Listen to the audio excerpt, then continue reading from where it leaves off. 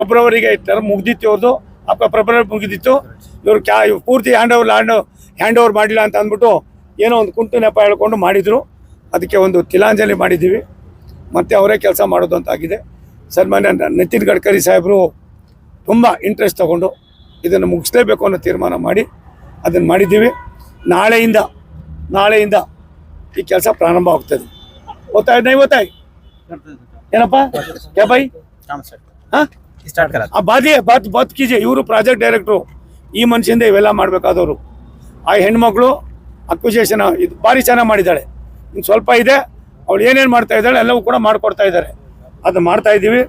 ನನಗನ್ನಿಸ್ತದೆ Bommanahalli, T Begur, Dodderi, ಕುಲುವನಹಳ್ಳಿ, ಬಿಲ್ಲನ್ ಕೋಟೆ, ಹಿರೇಹಳ್ಳಿ, ಮಂಚನಕುಪ್ಪೆ, ನಿಜ್ಗಲ್ಲು ಇಷ್ಟು ಭಾಗದಲ್ಲಿ ಮಾತ್ರ ದೇವರಹೊಸಳ್ಳಿ ಇಷ್ಟು ಭಾಗದಲ್ಲಿ ಮಾತ್ರ ತೊಂದರೆ ಇತ್ತು. ಈ ಎಲ್ಲ ತೊಂದರೆಯನ್ನು ಕೂಡ ಈಗಾಗಲೇ ಮುಗಿಸಿದ್ದೀವಿ. ಇನ್ನು ಕೇವಲ 4 ಕಡೆ ಇದೆ. ಆ 4 ಕಡೆಯನ್ನು ಕೂಡ ಇವತ್ತು ಇನ್ನೊಂದು 15 ದಿವಸದಲ್ಲಿ ಅದು ಮುಗಿಸಿ ಅವ್ರಿಗೆ ಹ್ಯಾಂಡ್ ಓವರ್ ಮಾಡೋಕ್ಕೆ ಹೇಳಿದ್ದೀನಿ. ಅದಲ್ದಿರ ತುಮಕೂರ್ದೇನಿದೆ ಎಲ್ಲೂ ಕೂಡ ಅಡಲ್ಸಿಲ್ಲ.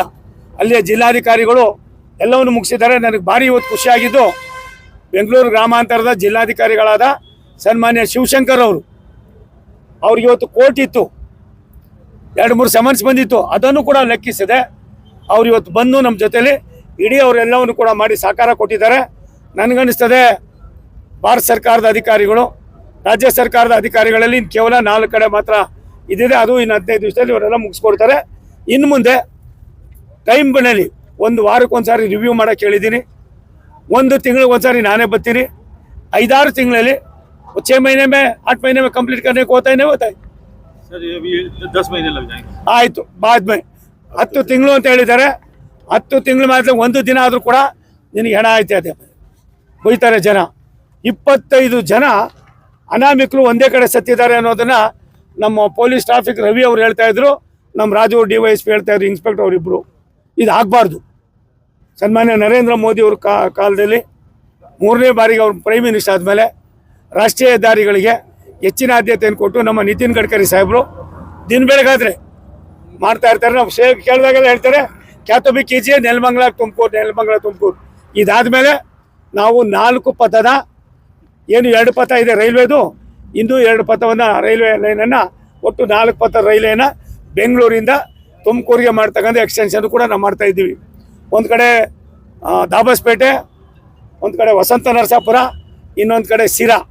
ಈ 3 ಕೂಡ ಸುಮಾರು ಇಡೀ ಭಾರತ ದೇಶದ ಏಷ್ಯಾ ಖಂಡದಲ್ಲಿ ಮೊದಲನೇ ಲಾಜಿಸ್ಟಿಕ್ ಪಾರ್ಕು ಮತ್ತು ದೊಡ್ಡ ಏನು ಇಂಡಸ್ಟ್ರಿಯಲ್ ಕಾರಿಡಾರ್ ಇರೋದು ನಮ್ಮಲ್ಲೇ ಇದೆ. ಅದಕ್ಕೋಸ್ಕರವಾಗಿ ಎಲ್ಲ ಕೆಲಸಗಳನ್ನು ಮಾಡ್ತಕ್ಕಂಥದ್ದಕ್ಕೆ ಇವತ್ತು ನಾವು ತೀರ್ಮಾನ ತೆಗೆದುಕೊಂಡು ಸುಮಾರು 9:45 10 ಗಂಟೆಗೇನೋ ಬಂದ್ವಿ. ನಾವು 10 ಗಂಟೆ ಏನಪ್ಪ ಬಂದಿದ್ದು ಪ್ರಕಾಶ? 10 ಗಂಟೆ ಬಂದ್ವಿ. ಸುಮಾರು 3:30 10 ಗಂಟೆ 11 12 1 3 ಗಂಟೆ ನಾವು ಇದು ಮಾಡಿದ್ವಿ. ಇನ್ನೂ 1 ಗಂಟೆ ಮೇಲಾಗ್ತದೆ ನನಗೆ. ಇಲ್ಲಿಂದ ನಾನು ತುಮಕೂರಿಗೆ ಹೋಗ್ತೀನಿ. ನೀವು ನೆಲಮಂಗಲ ಜನ ಏನು ಬಂದಿದ್ದೀರಿ ನಿಮಗೆಲ್ಲ ಧನ್ಯವಾದಗಳು. ಇದು ಭಾರಿ ಜರೂರಾಗಿ ಆಗಬೇಕಾಗಿರೋದು. ಕರ್ನಾಟಕ ಸರ್ಕಾರದ ಮಾನ್ಯ ಮುಖ್ಯ ಕಾರ್ಯದರ್ಶಿಗಳು ನಾನು ಮಾತಾಡಿದಾಗ ಅವರು ಕೂಡ ಇದ್ರ ಬಗ್ಗೆ ತುಂಬ ಕಾಳಜಿಯನ್ನು ವಹಿಸಿದ್ದಾರೆ.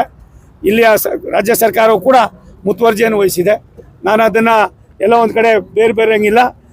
ಇದು ಅಕ್ವಿಜೇಷನಿಂದ ಆಗಿದ್ದಂಥ ವಿಳಂಬವನ್ನು ಇವರು ಸ್ವಲ್ಪ ತಪ್ಪು ಅನ್ನೋದಕ್ಕಿಂತ ಹೆಚ್ಚಾಗಿ ಡಿಲೇ ಆಗಿರೋದ್ರಿಂದ ಈ ಕೆಲಸ ಸ್ಥಗಿತವಾಗಿತ್ತು. ಇದನ್ನು ನಾಳೆಯಿಂದನೇ ಕೆಲಸ ಮಾಡೋದಕ್ಕೆ ಇವತ್ತೇನು ಶುರು ಮಾಡ್ತೀರಾ? ಇವತ್ತೇನೆ ಶುರು ಮಾಡ್ತಾರೆ.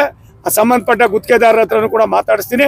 ನಾನು ಒಂದು ಹೇಳಿದ್ದೀನಿ, ನಮ್ಮ ಪೊಲೀಸ್ ಅಧಿಕಾರಿಗಳಿಗೆ ವಿನಂತಿ ಮಾಡಿದ್ದೀನಿ, ಎಲ್ಲೆಲ್ಲಿ ತೊಂದರೆಗಳಿದೆ ಎಲ್ಲ ಕಡೆಯಲ್ಲೂ ಕೂಡ ನೀವು ಸಹಕಾರ ಕೊಡಬೇಕು ಅಂತ ಹೇಳಿದ್ದೀನಿ. 2-3 ಕಡೆ ಇದಾಗ್ತದೆ. 1 ವರ್ಷದ ಒಳಗಡೆ 2025 ಡಿಸೆಂಬರ್ ಅಲ್ಲ, ಜೂನ್ ಜುಲೈ ಆಗಸ್ಟ್ ಒಳಗಡೆ ಈ 6 ಪಥದ ರಸ್ತೆಯನ್ನು ಸಾರ್ವಜನಿಕರಿಗೆ ಸಮರ್ಪಣೆ ಮಾಡೋದಕ್ಕೆ ನಾನು ದಿನ ಓಡಾಡ್ತೀನಿ. ವಾರಕ್ಕೆ 2 ಸಾರಿ 3 ಸಾರಿ 4 ಸಾರಿ ನಾನು ಬಂದಾಗೆಲ್ಲ ಓಡಾಡ್ತೀನಿ. ಇದರ ಕಷ್ಟವನ್ನು ನಾನು ಕೂಡ ಅರ್ಥ ಮಾಡ್ಕೊಂಡಿದ್ದೀನಿ. ಅರ್ಥ ಮಾಡ್ಕೊಂಡ್ಮೇಲೆ ನಾನು ಇವತ್ತು ಇದನ್ನು ಕರೆದಿದ್ದೀನಿ. ನೀವೆಲ್ಲ ಕೂಡ ಬಂದಿದ್ದೀರಿ.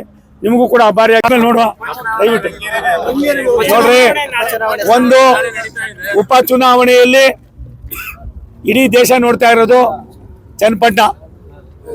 ಚನ್ನಪಟ್ಟಣದಲ್ಲಿ ನಾನು ಕೂಡ 4-5 ದಿನ ಅಲ್ಲೇ ಓಡಾಡಿದ್ದೀನಿ. ನಂದು ಕೂಡ ರಾಮನಗರ ಜಿಲ್ಲೆಯವನೇ ನಾನು. ನನಗೂ ಆ ಜಿಲ್ಲೆ ತಾಲೂಕಿಗೂ 45-50 ವರ್ಷದ ಅವಿನಾಭಾವ ಸಂಬಂಧ. ಯಾವ ಹಳ್ಳಿಗೆ ಹೋದ್ರೂ ನನ್ನದೇ ಆದಂಥ ಒಂದೊಂದು ಪರಿವಾರ ಇದೆ. ಎಲ್ಲ ಹಳ್ಳಿಗಳಿಗೆ ಹೋಗಿದ್ದೀನಿ. 32 ಪಂಚಾಯತಿಗಳಿವೆ, 31 ವಾರ್ಡ್ಗಳಿವೆ. ಆಯಿತಾ, 2,33,861 ಮತದಾರರಿದ್ದಾರೆ. ನಿಖಿಲ್ ಕುಮಾರಸ್ವಾಮಿ ಅವರು ಒಳ್ಳೆ ಮತದಿಂದ ಗೆಲ್ತಾರೆ, ಜನ ತೀರ್ಮಾನ ಮಾಡಿದ್ದಾರೆ. ಆದ್ದರಿಂದ ಬಾಕಿಯವ್ರ ಬಗ್ಗೆ ಎಲ್ಲ ಯಾರ್ಯಾರು ಯಾವ್ಯಾವ ರೀತಿ ನಡ್ಕೋಬೇಕು, ಸಂಸ್ಕಾರ ಇಲ್ಲದೆ ಹೋದವ್ರಿಗೆ ಮತ್ತೆ ಪದೇ ಅವ್ರ ಹೆಸರು ಹೇಳೋಕ್ಕೆ ನಾನು ತಯಾರಾಗಿಲ್ಲ. ಕೇಂದ್ರ ಸಚಿವರನ್ನ ಇಲ್ಲಿ ರಾಜ್ಯ ಸಚಿವರು ಕರಿಯ ಅನ್ನುವಂತ ಒಂದು ಭಾಷೆ ಅಪ್ಪ ಒಂದು ನಿಮಿಷ ತಾಳಿಲಿ, ಅದು ಅವನ ಸ್ಟ್ಯಾಂಡರ್ಡ್ ತೋರಿಸ್ತದೆ.